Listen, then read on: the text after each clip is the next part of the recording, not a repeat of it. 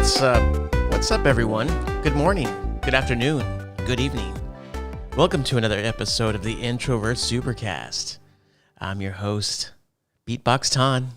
Hey, hey, hey. Alongside the beautiful Beatbox Ton. I like big puns and again. I did like that. Hey, hey, hey, though. That felt so weird. See? Hey, hey, hey. This is episode. No, what? I forgot to say it. Oh, konnichiwa. Annyeong. Annyeong. That's Korean, right? You caught me. Yes, Korean. You caught me off guard with my old intro. Yeah, this is episode 19. Today is February, or as Ruben Zavala would say, February. February 7th. It's a Sunday, a beautiful Sunday morning. Mm-hmm. We're recording this a little late, but that's okay. Ton, how are you? How have you been? I've been great. My ColourPop Animal Crossing New Horizons crossover makeup order came in. That's right. I went ahead and uploaded a quick reel to our Instagram feed, and I will be updating with some pictures. So you could go ahead and check those out at Gus and Ton. No, it's not. It's the Introvert Super Crew. But I just looked at it. I don't think so. I think I changed it because I don't want. You can find us. Either one of those. Check one of those two. You'll find it. Yeah, I don't want anything with my name or anything on it. You know. Sorry, but it's still there though. But we'll check into it. But I thought it was changed, but whatever. I don't know. You'll find it if one you of look the two. up. Yeah, one of those two. You'll find it. That's cool. See, look. Gus and Ton. TAUN. WANBC. That's cool. That's weird. I didn't know it was still like that. I thought I had changed it. Maybe you haven't refreshed it. I think you're lying. It's an app. Yeah, I don't know what I'm talking about. I thought I either. changed it to the Introvert Super Crew or the Introvert Squad. But whatever. That's cool. So you liked it? You loved it? Yeah, I haven't tried them yet. I'm really looking forward to it. I'll probably do like some swatches and stuff. I don't know. I remember that day, was it yesterday? You were waiting for it. And I remember we were at the store. We were getting our tires rotated. Oh, yeah, and our cameras went off saying there's motion detected at the front door. And I just didn't think anything because I was like, yeah, whatever. It's the mailman. He doesn't know where to deliver the mail or packages. And sure enough, it was your makeup, and it was sitting there all day long, baking in the sun. Yeah, but you know what? It survived. It wasn't too hot yesterday, so yeah. I just thought I'd check on the order. I was like, well, they haven't come by yet, and I was like, oh my god, it was delivered this morning. That's cool. Yeah. So what's up with you? Nothing much. Beatbox Ton. Hey, Annyeong. I just got this email from PlayStation. You know what? I was going to ask you before you started streaming or recording, to pull up how many hours you put into Animal Crossing. Oh, crap. Because PlayStation sent me an email, and they were like, what up, Gusto? How you been, dog? We have an update of, we've been tracking you. We've been watching you. We've been watching you. Yeah. And they kind of gave me like, try looking it up on yours, PlayStation.com. I don't know if it'll give it to you. But I know Ton pretty much just played Animal Crossing. Oh, yeah. Last year was a very different year. So I don't think I had anything being tracked on there. But Animal Crossing. And, yeah, they're like, I've been watching you not play us. So check this out. They're saying the number of games I played in 2020, it was only 20 games. I only played 20 games. Yeah. Which is weird because this was the pandemic year, the infamous 2020. My top games, what do you think, Ton? Demon, what is that game? Demon Souls? Yeah. I was going to say Solera, I don't know Dark why. Souls? No. Dark Souls, no, yeah. Demon Souls. No, it wasn't up there. Weird, right? Hold on. For last year, that is really weird. I would have, hold on. Don't tell me. Okay. What did you play? Last of Us? Is it Last of Us? That's on there. Okay, I don't know. What was your top one? Ghost of Tsushima. Oh, that's right. I put 48 hours into that. And Wow. I haven't beat it yet. Why does it feel like last year was such a blur? Yeah, I guess because I got that game I got it when it came out. Mm-hmm. But I don't know. And then number 2, this one was great. I love this one. Bloodstained. Oh, yeah. Ritual Oh, of the yeah, Night. yeah. I remember it. And I was like, whoa, Kobe Bryant died in 2020. Yeah. Because I was playing Bloodstained Ritual of the Night, and my homeboy texts me, goes, yo, Kobe's gone. And I was like, what? That's a weird thing to say. And I looked it up, and I was like, oh, snap. Kobe's gone. So, but I was playing Ritual of the Night, and I love that game. I loved it so much. Koji Igarashi, dude, doing his finest work there. And number 3 was The Last of Us 2. That was 35 painful hours of, I can't believe it was up there. I'm curious where Demon Souls was. Because so it's not on your list at all? No, remember it was PlayStation 5, so we got PlayStation 5 when it came out. Yeah. And then I didn't get Demon Souls until Benj came over for Christmas. So that was at the end of 2020. But still, you put in a crap ton of hours at the end of the year. I thought am so I wrong? too, but maybe I was at 30 hours at the time. I'm not sure. But my top genre is action adventure. Yeah, I love action adventure games. That's me. Oh, yeah. And I played a total of 226 hours of action adventure games. Enemies collapsed in fear due to my hacking and slashing of Ghost of Tsushima was 834. What? 834 million? That's got to be like everyone playing it. I was like, there's no way I killed that many people. I was all men? Not says, million. Maybe M is for men. And it says Gusto, total hours of gameplay in 2020, 597. Which that sounds about right because I don't watch Netflix and I don't watch anything like that.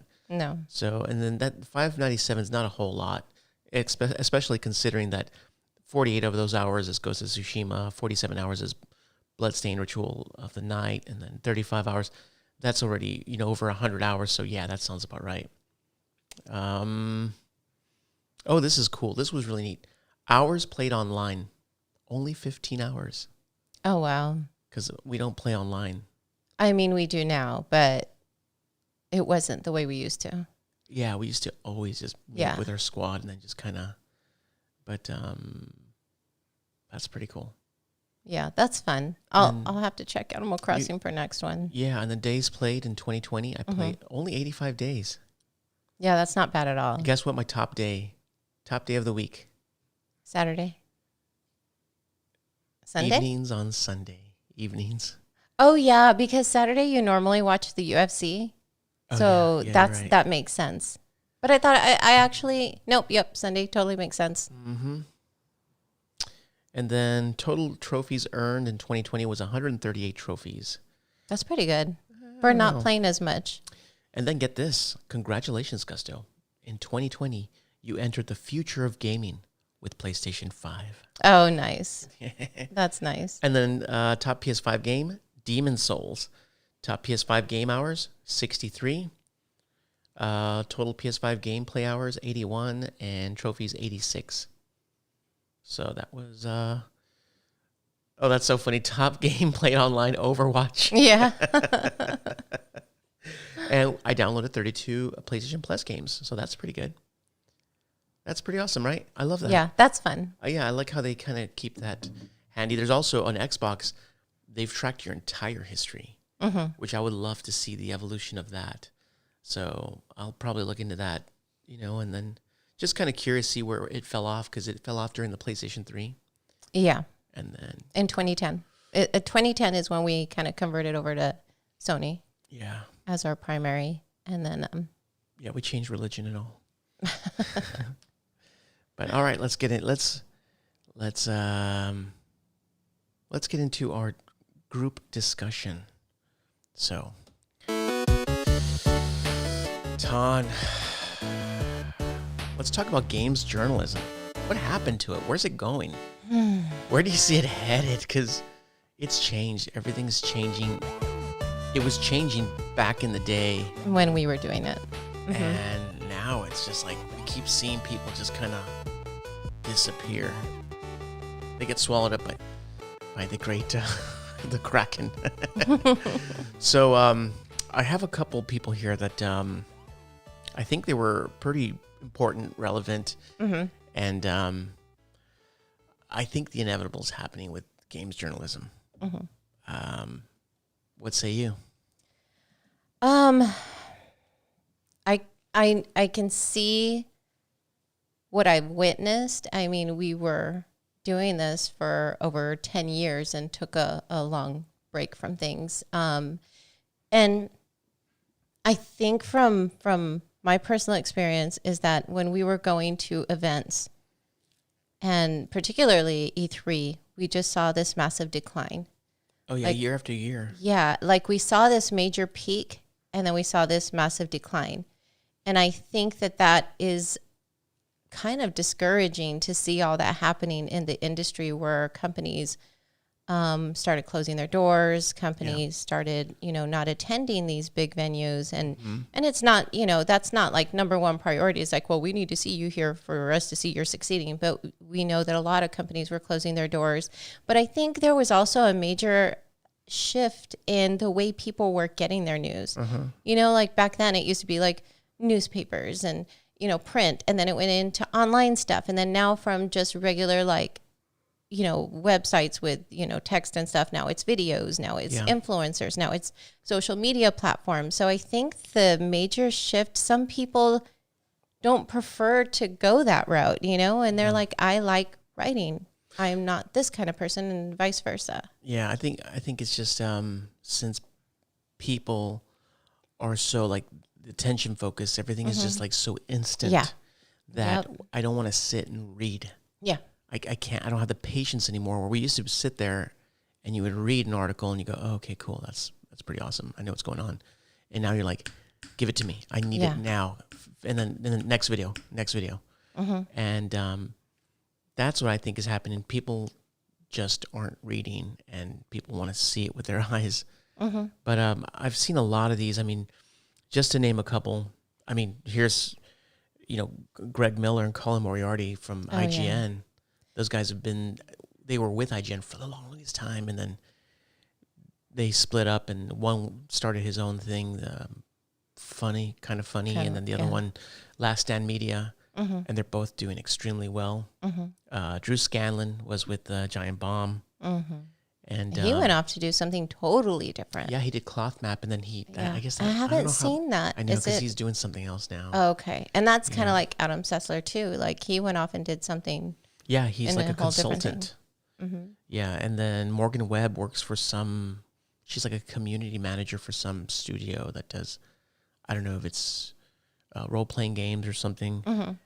Danny O'Dwyer, he's doing videos, no clip. His videos are actually pretty successful, and I like his videos. It's pretty good. But Giant Bomb just lost Abby Russell and Ben Pack. They were the new kids. Yeah, right. They were the kids that were supposed to kind of... Evolve. Bring up the new generation of, let the old guys, Vinny and them kind of dwindle off the way Andy McNamara retired from Game Informer. That guy's an OG. Dan Reichert. Dan Reichert, yeah. He left Giant Bomb, and now he's doing podcasts for like the WWE. And now he's always loved WWE though, but it is weird to see that. I mean, I liked that he brought that into that whole mix, and then just left. There's a weird thing with gamers love wrestling. It's so weird.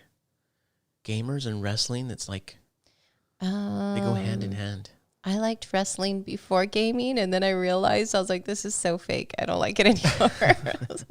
I just like my old school wrestlers. Yeah. But Brian Crescenta, that dude was the legend. Like that guy was back when there was only Kotaku. Yeah. And then he kind of went to I think he works at Rolling Stones or something. I don't know where he went. Really? Yeah. Yeah. But Kotaku, they just lost another guy, Stephen Totillo. He's been there for like 10 years or I don't know, but he just left. Garnet Lee, the general. Yeah. He's also, but it's like, so we can see this is it's evolving, I think. But I mean, is it necessary anymore? Is it all? I mean, I think there's still a way. I think there's still an audience for it. It's not the way it used to be. I think there's a lot of transition But I think there's still an audience. I don't think it's just as extensive as it used to be because you and I still read the news. Yeah. Through websites. Oh, yeah. And I always wonder, like, well, what'll happen the moment all these sites are gone? Like, are we going to get our news from, like, influencers? And you know, when you were saying that, when you were talking about, you know, video game news and stuff, and you're like, it's still for some of those people. Mm-hmm. I was thinking the exact same lines among, like, with actual TV news. Because... like when I look at TV news, I think, oh yeah, I don't watch TV news. That's for your mom. Mm-hmm. That's for my mom, my dad. For the older generation that's still like dinosaurs that still watch news. Dinosaurs. Yeah, I think of You're now. So but I'm saying like now video game websites are for the old dinosaurs like us. Yeah. Where these kids are like, no. I want to watch, you know, think of, I don't know, an influencer. The kids are like, I want to watch Marshmallow Man or whatever, whoever's hip and new on YouTube. They want to watch that, or who are those guys? Ninja and you know, those streamer guys. Yeah. And maybe we're now the dinosaurs because I see people that watch regular news. I'm like, you're old, and you still rely on them to tell you, you know, information. I don't get my information from TV, and the kids are probably looking at us saying, we don't get our information from websites. Yeah. You guys are dinosaurs. Yeah. And I can totally see that. Because I was actually thinking about photography, and I know it's kind of a weird analogy, but I still remember when I didn't want to go into digital photography, and you're like, "Are you crazy?" And I'm like, "No." I was like, "I want a dark room, and I want to do this all on my own. I don't want it to be, you know, like I couldn't let go of that." Yeah. Because I thought it was more organic that way, and now that I made that change and I look back, it's like, oh boy, what was I thinking? So, I mean, I don't know, maybe I might have a different view on it later, but as for now, this is the way I like to get my news, and maybe it's just something that we're used to, and I mean, I don't know. I don't know. I think it's gonna get worse than this because I know that, like Waypoint, they were doing some heavy, like, I don't know if it's layoffs or just downsizing big time. And I was like, whoa, what's going to happen to, you know, Waypoint, like the podcast. And they took that one guy from Patrick Klepek from Giant Bomb. Mm-hmm. And then the other guy from the Beastcast. I can't think of his name.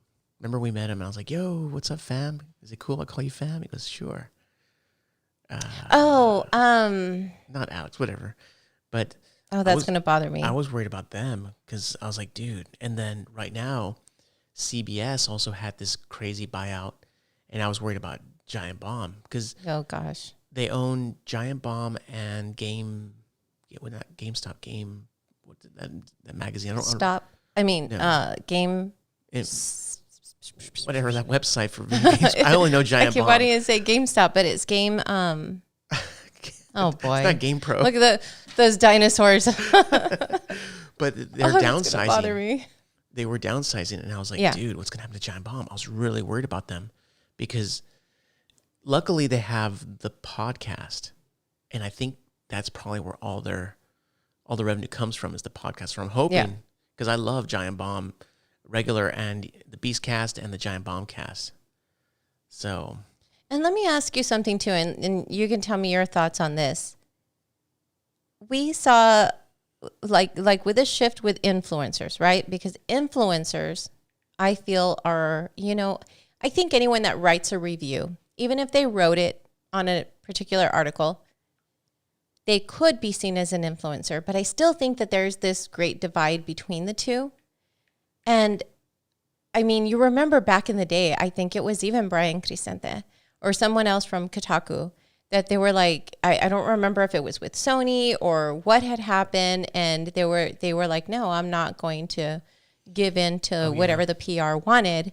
And they ended up getting blacklisted. Yeah, I remember that.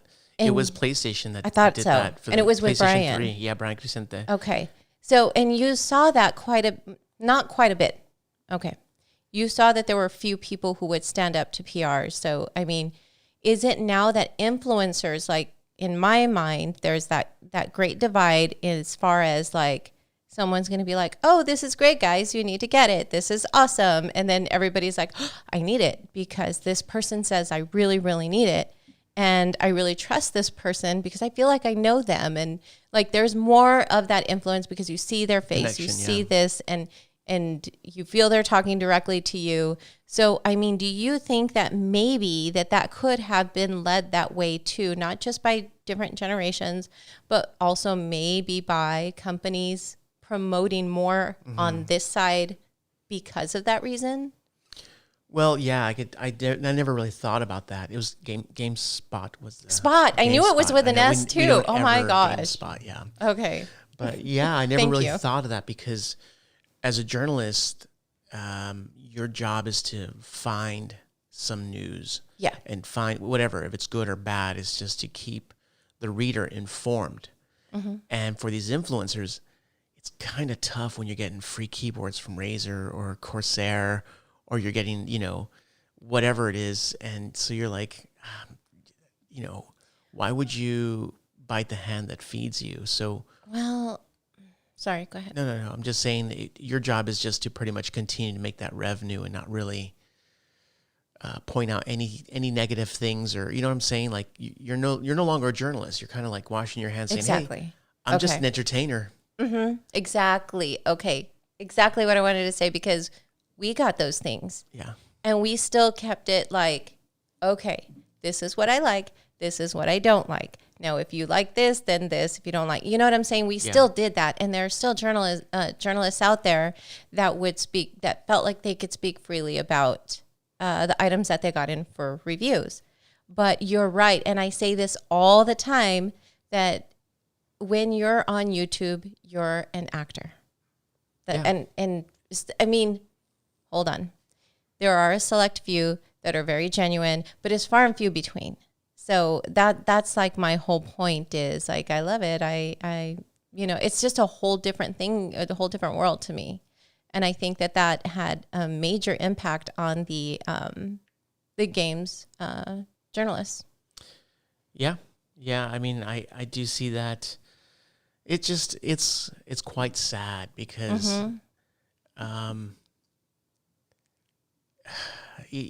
there's certain things, certain games, that I think need representation, and they probably won't ever get it.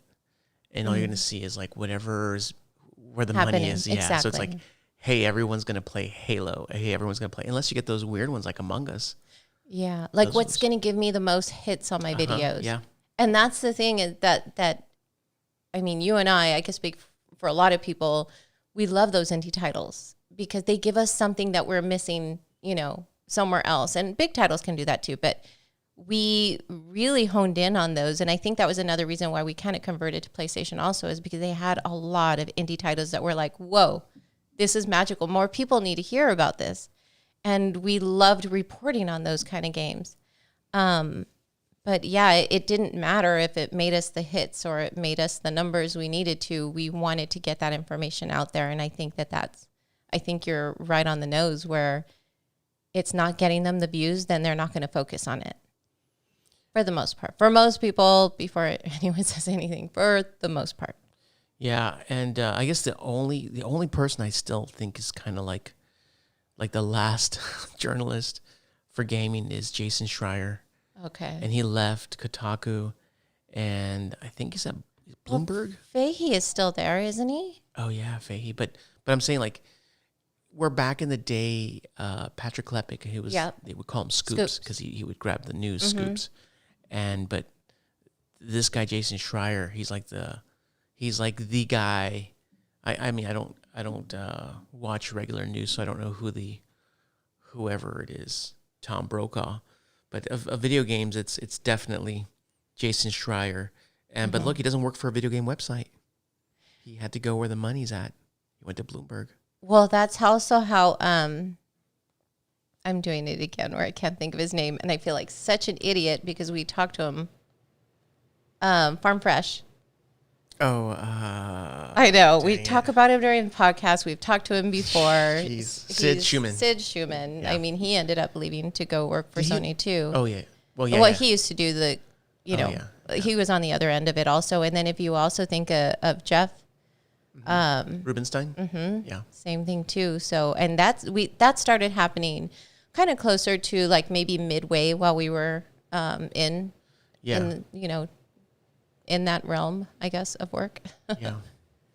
But just it's just sad. I was looking at the list and I was writing them down and going like, I just wanted to depress us today. Yeah, I mean, because we're OGs, we're dinosaurs. We don't watch the news, but these were people that we kind of, some of them we kind of, and then also, do you remember China Don't Care? Ryan from Giant Bomb passed away. Oh yeah, Ryan. Oh gosh, I can't think of his. Jeez. Us dinosaurs. I can't think of his name, but yeah, he passed away. That was wow. That's a sad story. Yeah. All right, but let's get back into it, Ton.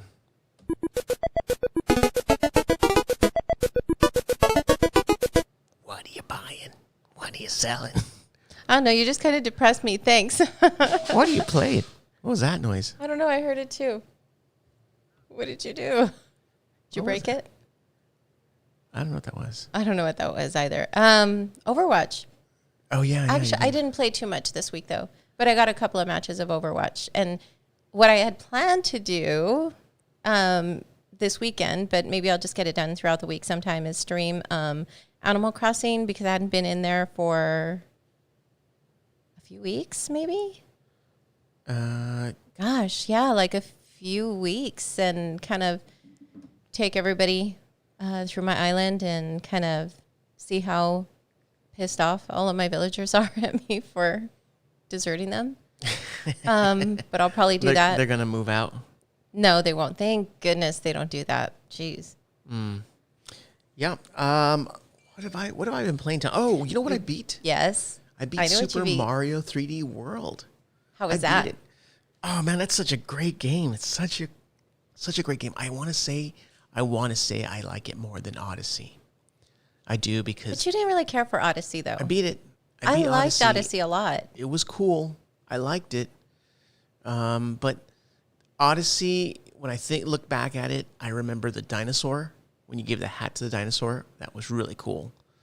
I remember the Donkey Kong stage where you're climbing the building, way up there, and you finally get to the jazz players. Yeah, and I the love song. that part. That was cool. Yeah. But that's what I remember on Odyssey. And then the very beginning when you're on the moon stage, you're like, kind of floating. And then the last stage.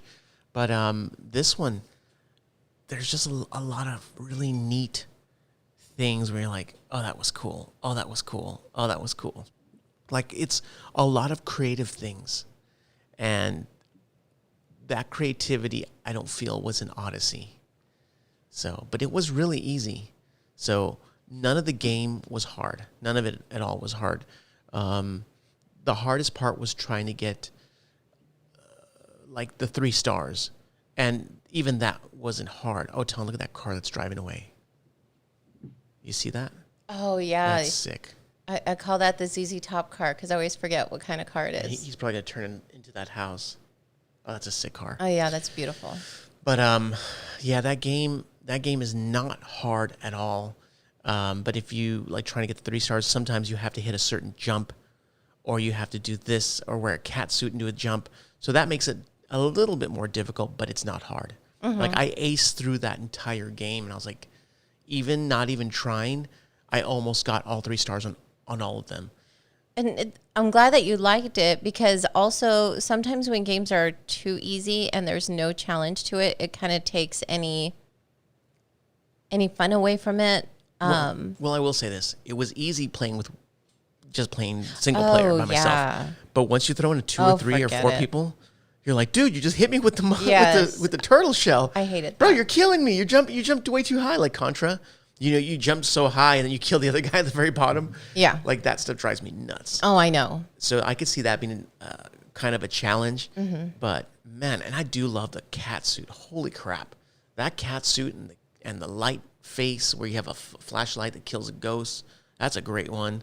And the cherries. Like, there's a lot of different ones. And on the Mario Odyssey, I just remember the hat. Yeah. That's all I remember. Maybe I have to go back and play it. It was just the hat, but I know there were some tricks with a hat to be able to jump. To traverse. Yeah, I couldn't really even perform. I think maybe one of them, but I had to be lucky to pull that off. I think you're right. Yeah. I think that's all there really was. I did also play, I was going to say Destruction Derby. No, PlayStation All-Stars Battle Royale. It ain't Twisted Metal and it ain't Destruction Derby, I'll tell you that. Is that the name of it? I thought it was just... It's PlayStation All-Stars. All-Stars. PlayStation All-Stars.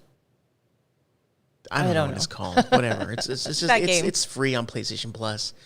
And when I fired it up, I thought, man, David Jaffe should have made Twisted Metal. This was perfect for David Jaffe. Mm-hmm. And then the whole time as I was racing, I kept thinking, someone needs to throw a soccer ball in this damn arena. Throw a soccer ball and it'll make it so much better. But then it's like a slap in the face where you're like, dude, you don't want to do that. This is our, soccer ball, soccer game. Soccer game with cars. Yeah, it sounds ridiculous. But I know, but it's so much fun. It is crack. It is. Rocket League is ridiculous. We had so much fun playing that. I like their old name, though. Super Bumper Rocket. Oh, no. Launching Cars. Supreme, whatever. But I didn't like that game. I thought the game was trash, so I'm glad it was PlayStation Plus. As soon as you fire it up, you're like, okay, I see what you're doing. You didn't see that bug flying in front of my face? There's a bug flying, like a little gnat, and I'm like, dude, it's like in front of my face. But you didn't even do your whole hands. You were like... I'm doing Star Wars mind tricks, Jedi mind tricks. But as soon as you turn it on, you can see where they're going with this. I was like, okay. I see the cast of characters. I was like, I see what you're doing. Like, whatever. If you're going to go to that extreme, just give me a character select. Let me make whatever I want to make. But whatever. The game starts up, and it looks good. It feels good. But I wasn't having any fun at all. It's a weird game. Maybe I just don't get it, or maybe I just don't have friends to play with. But I really did not enjoy that game. And I thought, well, it's free. Hopefully, it has some legs on it. And then I played Control. That's also free on PlayStation Plus. And oh my gosh, that game, that's what we deserved because it came out on, we had it on Xbox Series X. Wait, no, Xbox One X. Yeah. I know these names. Jeez. And it still had some frame rate issues and it just felt a little clunky, as all recent Remedy games have felt. And then, but this one, the complete edition, it runs good. It runs really good. And it's like, I was really enjoying myself. It's a great game. It's free. You guys got to get it if you have PlayStation Plus. If not, get it on the Xbox Series X. It is worth it. I love Remedy ever since Max Payne and Alan Wake, Control, and that. What was the name of that other one? I have it also. I can't think of the name, but I don't know. But where's our next Alan Wake? I know. Every time it's foggy outside, I'm like, ooh, I think of Alan Wake. I love when you have the flashlight out there and they're chasing you. You're like, son of a... Oh, my gosh. There was something that had to do with, like, electrical poles. You'll probably remind me. But you had to, like, go and... Oh, yeah. You have to stand underneath them because it gives you light, and the light would scare away the shadows. That's what it was. So you're like, you see the light out there. I hated it. Like, son of a... I want to say I want another one, but I couldn't even beat the first one. I was so scared. I was so scared. You know what? Was that the game that got me to not play scary games anymore? I don't know, but that one was... It wasn't scary. It was more of no, that was scary. When they were chasing you, you're like... It's behind me. I know it isn't. I don't have batteries. Oh, my God. I need batteries for my flashlight. With the lime and the coconut. I know. That's a great, but that's great game. That's actually all I've been playing. Nice. All right. Oh, that was not it. That's the wrong song. There we go. This is it, Ton. This is my favorite part. We got some news, some late breaking news, since we don't have any more journalists. Ton, give me some news. What do you got? Well, I got stuff from other journalists. You're killing Giving them some love. No way. No way. Keeping it going. So a new Sony controller patent has been published by the U.S. Patent and Trademark Office. It was one that was filed back in 2019. But I guess when they publish it, I don't know if that gives them the green light to go. So I'm not sure if it's coming into fruition or not. But it was made in attempts to reduce latency, and this controller would have both Bluetooth and Wi-Fi Oh, so it shifts. transceivers. Because they just did that other patent for their VR. Remember, where you can interact with them? You could give them Oh a suit yeah, ladle. I know. I was thinking about that too when I was looking at that. And this one says it's a computer simulation controller, includes plural controls, at least one Bluetooth transceiver configured for transmitting wireless signals, responsive to operation of at least one of the controls, and at least one transceiver configured for transmitting wireless signals, responsive to operation at least of one of the controls. So I'm not sure if those would work like together, or you have the option. I'm not too savvy in that part, so I don't know. Maybe that makes a little bit more sense to you, but anything that's going to improve the latency. Yeah. Well, I know they've been doing, like, we have that Stadia thing, and then also the Lucid, which is it Lucid? Amazon's thing?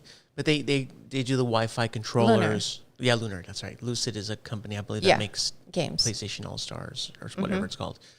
But yeah, so I mean, I don't know enough to say that this is better. But hey, if at least someone's doing it, and it'd be nice if you could, lower latency or just better connectivity from your sofa to your television. So I'm down. That's what I'm thinking too. Okay, and then another patent that just got approval by the U.S. Patent and Trademark Office was the gameplay feature called Nemesis System. Oh yeah, from the Warner Brothers games. Yeah, from the what's that? Lord of the Rings. Yeah, so they're the publisher behind Middle Earth, Shadow of Mordor, and Shadow of War. Yeah. And this is a gameplay feature that's been around since 2015. Oh, really? Is that old? Wow. It is, but apparently the patent application kind of caused a stir, specifically with the lead developer at Obsidian. So basically, but before we get into that, this particular gameplay feature kind of kept a tally or something of... Yeah, when you would you would encounter a certain person, maybe a mini boss, you cut off his ear and you almost kill him, but you don't. He takes off. If you run into him later in the day, he's like, hey, you mess with, you whatever, you cut off my ear, now it's time for payback. You're like, hey, look at his ear. I remember cutting that off. Oh, it also scarred him right there. And it kind of remembers all that, which is neat. So it tracks the history and then keeps it that way throughout the game. Yeah. And so the lead developer at Obsidian Entertainment kind of went to Twitter to kind of criticize WB Games, calling it that move of patenting it a load of oh, yeah. Thank you. So his name's Josh Sawyer, and he said that legally restricting he was against the whole restricting that gameplay mechanic. And he goes, if you take someone's design and make it a better version of it, you should be given a trophy and a triumph through the streets. Man. And the people who made the previous version should applaud you and say, wow, that was really cool, he added. No, I can see that, but at the same time, there's a patent for a reason. You got to bring food on the table. Exactly. You know what I mean? It's tough because I get the point. Me as a consumer, a gamer, I want to see that technique or that idea evolve and get better and better and better. Where you're like, dude, this is so amazing. Everyone here remembers who I am. And Animal Crossing, it's a different type of game. But you know what I mean? It would be so neat to see people take it to that next level. But then at the same time, it was my idea. Yeah. I needed, exactly. I need to make my cheddar. Yeah. Dang, that's rough. So those are two of those things, two patents that were published. It's kind of like Namco, they had a patent where during load times, you can play their games like Galaga or Galaga, however you pronounce it, however you choose to pronounce it, or Pac-Man or something. You could play it during the load screens. No one else could do it because they had that patent. It's like, that kind of stinks because it would be fun if you can also, why are you laughing at me? Oh, it's just like Galaga, and also niche niche, Yeah. biche. I don't know. However you choose to pronounce it. I love that whole Ninja Gaiden, or Galaga or Galaga. Mm-hmm. But yeah, it's one of those things where you would like to see more people actually allow you to play old games while you're waiting for loads. Well, back in the day, there was this thing called load screens. I don't know if you kids remember with these new consoles, but we would have to wait in between from one stage to another, and it could take up to a minute, 2 minutes, 3 minutes. Yeah. So, but oh well. Yeah, that was some crazy stuff. Street Fighter 2 turned 30 yesterday. Happy birthday. I was going to hit a button that goes, yay, but it's on the other that's one. Yeah. Happy birthday. Happy birthday. Wow. So I know you and I played Street Fighter 2 like crazy back in the day. Oh yeah, dude. Oh yeah. And I used to play it with your little brother and sister. Like, you'd be at work and your little brother and sister were like, I don't know, 8 and 9 or something. Wow. But yeah, it's crazy. Yeah, man, that was great. Good old times. Destruction Allstars developer. So that's what it is. Destruction Allstars. I knew I had some news on Lucid Games. Oh, okay. I knew that. So that's why I was like, no, I think it's just Destruction All-Stars and your All-Stars Battle Royale. And isn't it called Battle Royale? Destruction All-Stars? I think it's just Destruction. Oh, whatever. I don't know. Destruction All-Stars developer Lucid Game came under fire because the voice chat was defaulted to enable. And due to experienced harassment claims, they released a hotfix that will default it to disabled. Thank goodness for hotfixes. But did you experience that problem at all? You're looking it up, aren't you? No, I was looking to see if there was more to the game. The name, yeah. Yeah, I figured but, you were. That's the one thing that kind of irks me, is that a lot of these games, the mic is on, and I'm like, oh yeah, I forgot people can hear me. Cyberpunk 2077 was like that too, wasn't it? On or what? PS5? No, I don't. Which game? There was another one too. I don't know, but I'm thinking all these online games. Yeah. But this one, That's I noticed true. as soon as we turned it on, I saw the little light on the controller. Went, oh, so you saw it? Yeah, but I don't know if I saw it because it was muted or I saw it because it was unmuted. Oh.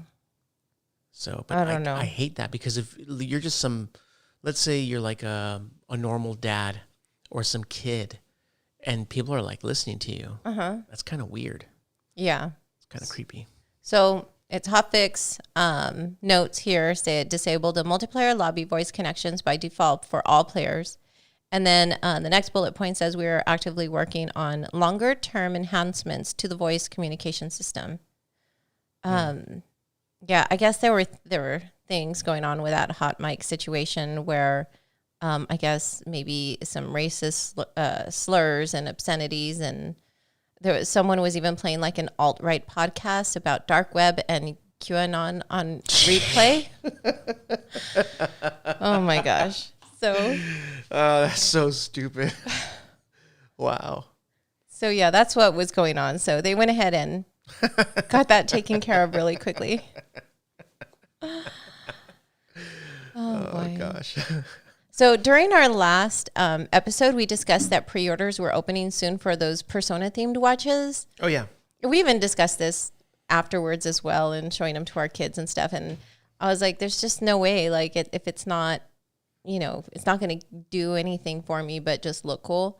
And it doesn't give me all of the stats and stuff that I have for my current watch. I don't really care for it. But Bloodborne is getting its own watch as well. Yeah. And that one's made by Super Groupies. That's going for 30,000 yen, which is about 285 US dollars. And it looks pretty sick. Did you see it? Yeah, I saw it. It was better than the Persona it was. Because if you wore this Bloodborne one, you can't tell it's like a video game thing. No. It just looks kind of like, oh, that's interesting, which I like because... See the cogs and stuff. Yeah. And it's really pretty. Yeah, I still don't like watches, though. Yeah, and it does have a genuine leather strap, and the name is on the back of the watch. Yeah. So I guess it's more of I know what it is. I don't need to flaunt it to you on what it is. Yeah. This is something for me. Yeah, it would be neat if when you do those hand gestures that you do in Bloodborne, it goes off. Like it makes special noises. That'd be so neat. When you put the hand, like that would totally take away from the aesthetics of the watch. I love that because you do that and people are just like, I know what he's doing. He's doing the Bloodborne hand gestures. So wearing a $300 watch doing those weird moves. I don't know. That would have sealed the deal. If they would have made a commercial of just showing the watch and then someone doing this. Someone in a suit doing these weird things. Yeah. Like a businessman. Like, I need that. Like if he did a certain hand gesture, went like this, and then all the women started running towards him. Oh my god. And he changed his hand gestures and they start running away like, oh, that's so cool. I need one. Oh boy. So apparently someone by the Twitter handle Joe Dunn has done a 100% speed run on Zelda Breath of the Wild. Easy. I don't know. I'll double check that. But it did take him 6 months, 100 resets, and no damages. That's the part. No damages. Well, let's see. He got 0 hits. Let's see, because I did want to go over some of the... He I guess gave himself a rule set. Yeah, he took 0 damage. Yes. And so, it's like, what the hell? You're a freak. All heart containers and upgrades. All side quests, main quests, and shrine quests, and side quests, and side bends and sit-ups. 100% map completion, shrines, Koroks, and towers. All permanent items in inventory. Oh my god. And fully upgraded runes. Give this man, make an achievement for this man only. Like, I know Nintendo doesn't do trophies, achievements, but give this man the achievement. Jeez. That's not all. Acquire all permanent armor. Now, his no damage personal rule set was any physical damage counts as damage, even a quarter heart or yellow heart damage, with the exception of forced custom damage. No reloading after taking damage.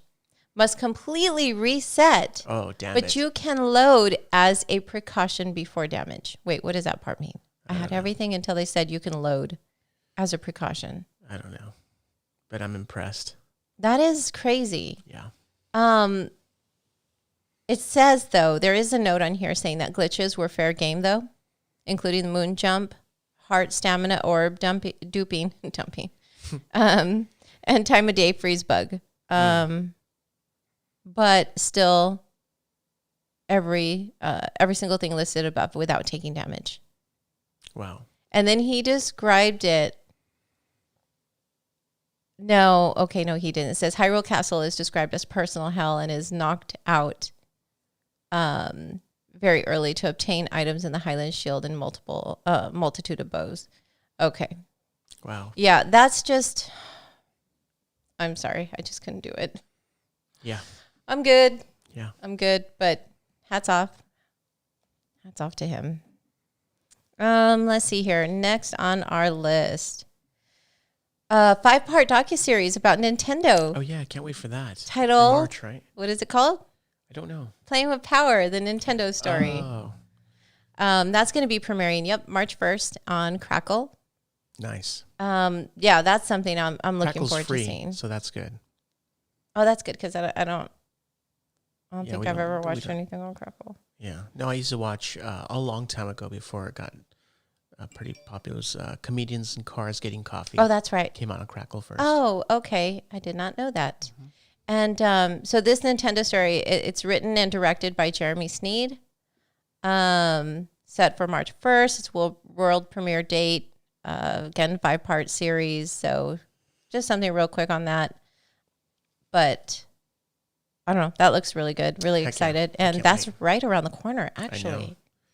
I can't wait till they talk about Mike Tyson. What about Mike Tyson? He was in Punch-Out. I know. So the commercial. Maybe they'll talk about... Because Nintendo doesn't license people like that. No. Only King Griffey Jr. and Mike Tyson, I believe, are the only ones they've ever licensed. Mm-hmm. So it's interesting. I want to see, how they got him or what the deal was. Yeah, and why not Kanye?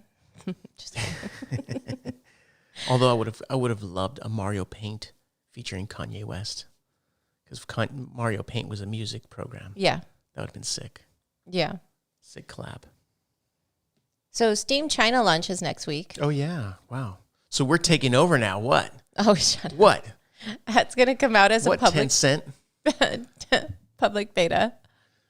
Yeah, 10 cent. Yeah. Cool. Now you think of what I said last time. Yeah, I do actually. That's cool. So on February 9th, players in China will be able to log into Steam China Dota 2 and Counter-Strike Global Offense will be the first games coming to the platform, and more than 30 games are said to be coming in the near future. And of course, more to come at some point, but that's where the starting point is with Steam China. Steam China. Oh, I have a quick one actually, really quick. Sony has nearly 2% ownership in the Kadokawa company, which owns From Software. So that's actually pretty interesting because it shows Sony making moves for some of that ownership, to From Software, and everyone goes bonkers. Kadokawa Corporation also owns Spike Chunsoft. Isn't that your thing? Yeah. So that's my thing. Yeah, 1.93% given to Sony. So they're gonna start making the moves, and they do some anime and manga also, but the important thing for us is From Software. Mm-hmm. So, I mean, I can't imagine Bloodborne 2, or Demon Souls 2. Wow.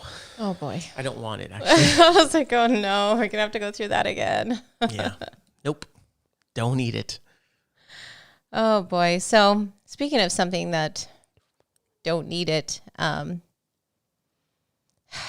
Okay, so on the going along with Steam and everything, this could kind of give them some type of like recovery to the recent $4 million infringement payout that they had to give Scuff's parent company, Ironburg Inventions.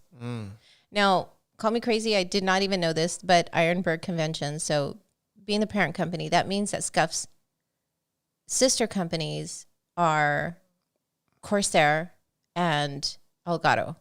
Oh, yeah, that's right. Elgato, I did not know that. I don't know how I did not know that, but I don't know. Yeah. I guess I was out of the loop on that in that regard. But Ironburg's lawyers told the court that Valve was warned about their patent in 2014 when the Steam Controller Pro prototype was shown at CES.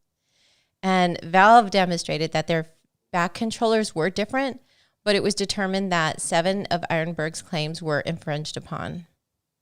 Regardless, so $4 million payout.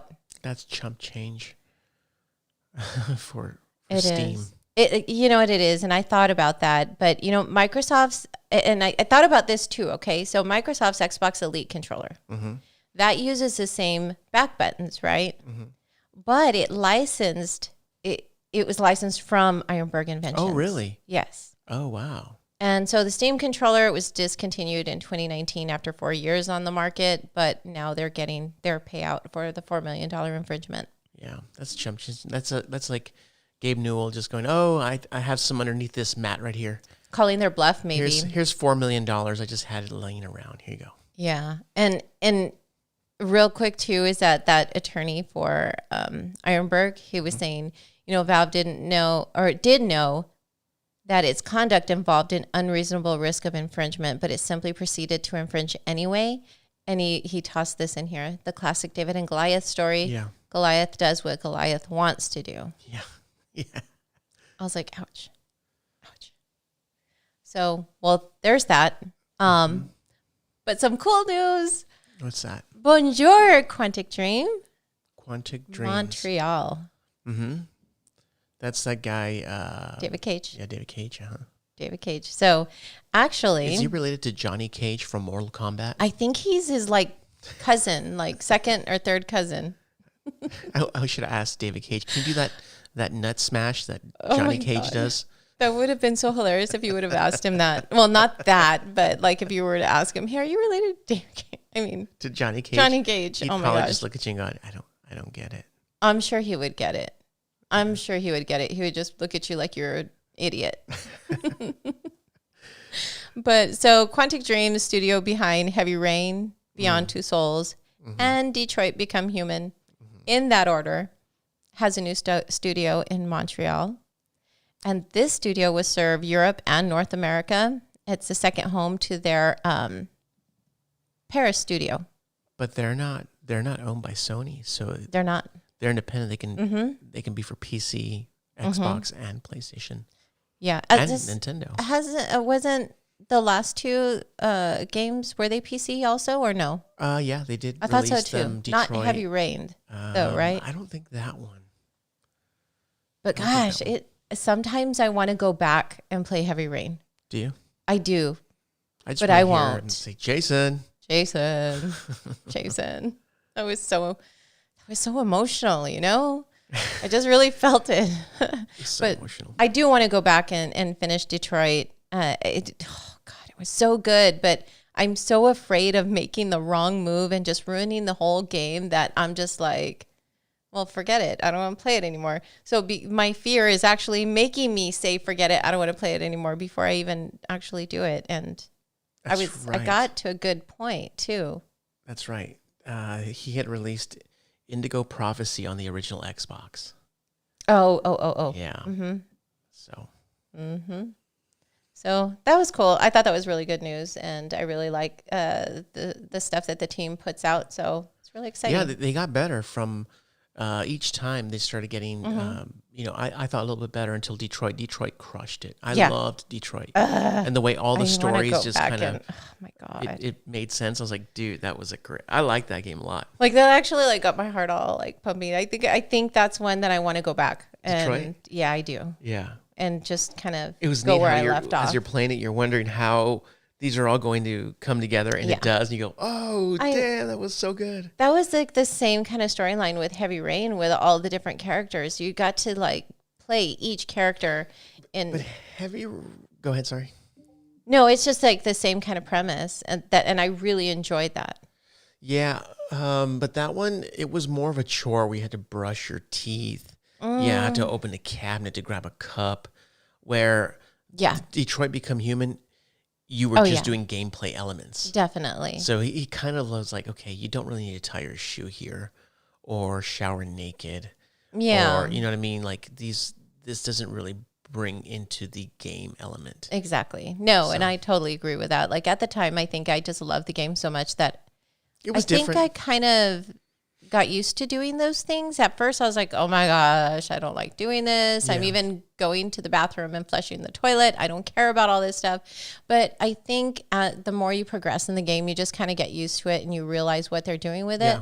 Yeah. But I do like the fact that they did take out those elements. I just like being a lot of different characters. And there are like books that do that. And they were able to represent that in a game. And I truly, truly love that part of it. Yeah, it was definitely different. And at the end, the way it wrapped up, you're like, whoa, that was freaking crazy. Like I loved the ending of that. That was cool. Oh, man. Oh, that ending. Yeah. Oh man, that hit me. That hit me hard, actually. So that's really exciting. I was really happy to see that. So, but following that, the departure we were talking about last episode with Roger Craig Smith from SEGA, the voice actor. Yeah, one of the voice actors for Sonic. Well, Amy Rose and Tails voice actors are following suit also. This is where I hit the button and goes, yay.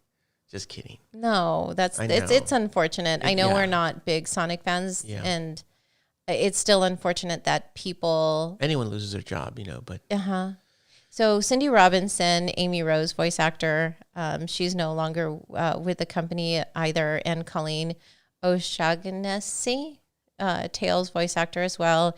And it seems like people were just kind of randomly tweeting saying, hey, are you going to voice Tails in Sonic Prime? And she's like, no, I'm sorry to say that I'm not.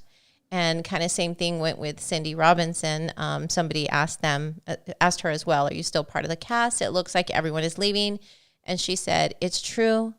I'm loading out with my brilliant compadres.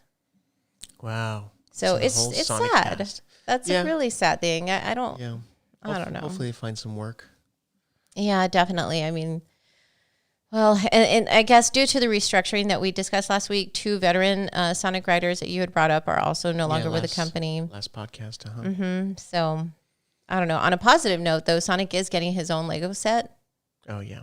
For his, 30th anniversary? 30th, really? Mm-hmm. So, happy anniversary. 30th anniversary. Sonic, hopefully the Legos will be better. Bill Burr. Blue Blur. Oh, I thought you say Blue Bomber. I'm like, no, that's Mega Man. Yeah. No, that's Mega Man. No, it's because I'm mixing Bill Burr and Blue Blur. Oh, forget it. That's difficult. You just say trash game. And Stop.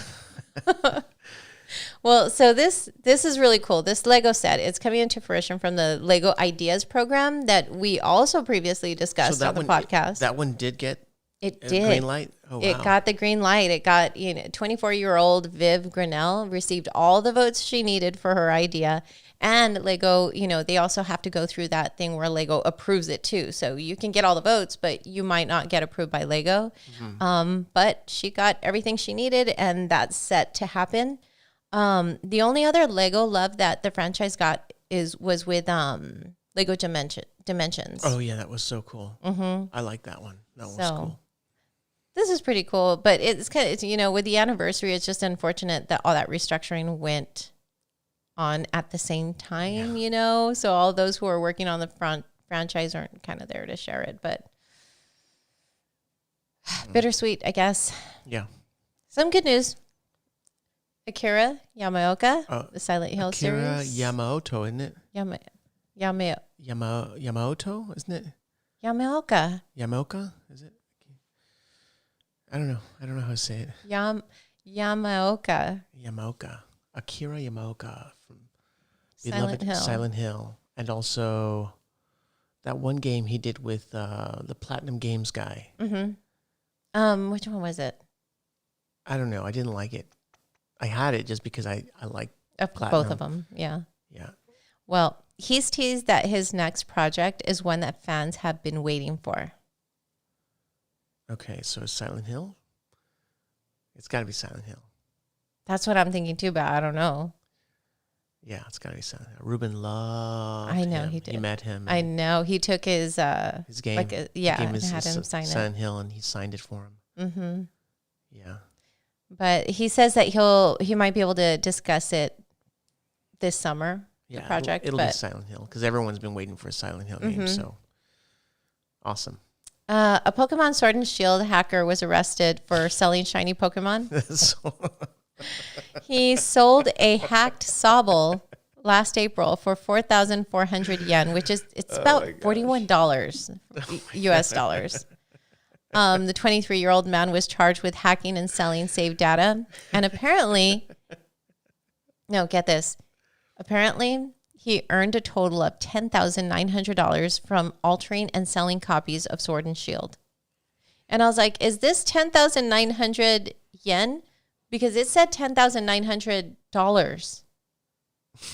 I don't know. That's a lot of cash. Yeah. The man had admitted to the charges. It's funny because, my friend from El Paso sent me a text, and he sent me I guess it's a little kid, a 9-year-old kid that didn't have a whole lot of money. He really wanted a Game Boy.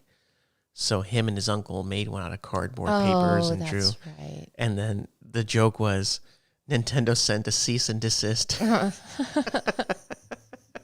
I know, right? I gotta love Nintendo. I know. So we've been playing Overwatch quite a bit. Oh yeah, I can't stop, won't stop. If you had your heart set on an Overwatch 2 or a Diablo 4 this year. Did you say Diablo? Diablo. We regret to. Diablo. Like Diablos. Yeah. Oh my gosh. We regret to be the bearer of bad news, but those two titles are not on the table for a 2021 release. Yeah. Activision Blizzard's earnings reports confirm those titles will not be released this year. A new Call of Duty game will be released. Of course.